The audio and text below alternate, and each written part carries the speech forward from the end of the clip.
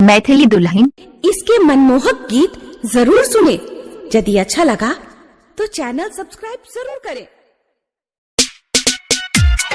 मैया के बोले छठी मैया के बोले मैया के बोले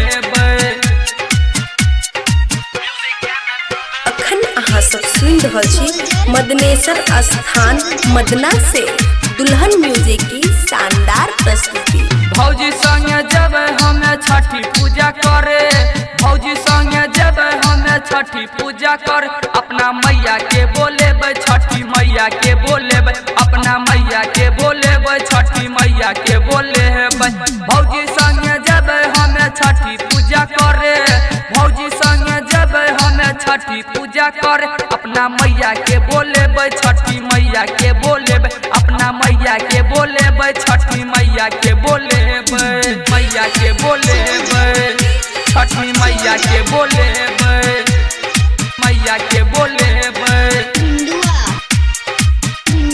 प्रेजेंटेड बाय दुल्हन म्यूजिक। भोरे भोरे हाथ हम मैया के उठे हेबै, दर्शन करेला हम हाथ जोड़ी रहबै, हाथ जोड़ी रहबै। भोरे भोरे हाथ हम मैया के उठे हेबै, दर्शन करेला हम हाथ जोड़ी रहबै।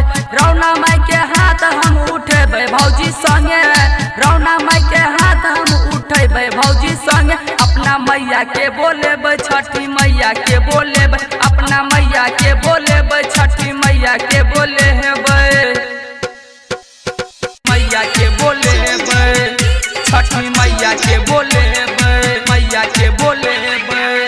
अखन अहाँ सब सुन रहल छी मदनेश्वर स्थान मदना से दुल्हन म्यूजिक की शानदार प्रस्तुति। नारियल के फल हम मैया के चढ़ेबै, छठी घाटे हम दिया जले हेबै, दिया जले हेबै। नारियल के फल हम मैया के चढ़ेबै, छठी घाटे हम दिया जले हेबै।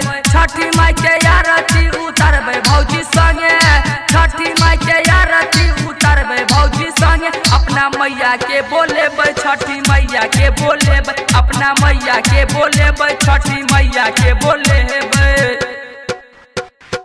मैया के बोले छठी मैया के बोले मैया के बोले।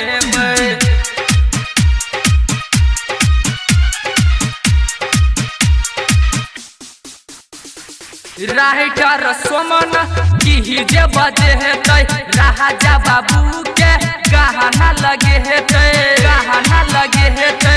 राइटर गणेश की जे बजे हेतै, राजा बाबू के गहना लगे हेतै।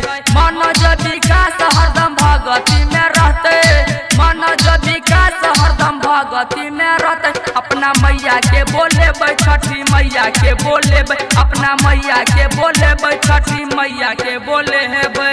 भौजी संगे जब हम छठी पूजा करे, भौजी संगे जब हम छठी पूजा करे, अपना मैया के बोले छठी मैया के बोले अपना मैया के बोले छठी मैया के बोले हेबै।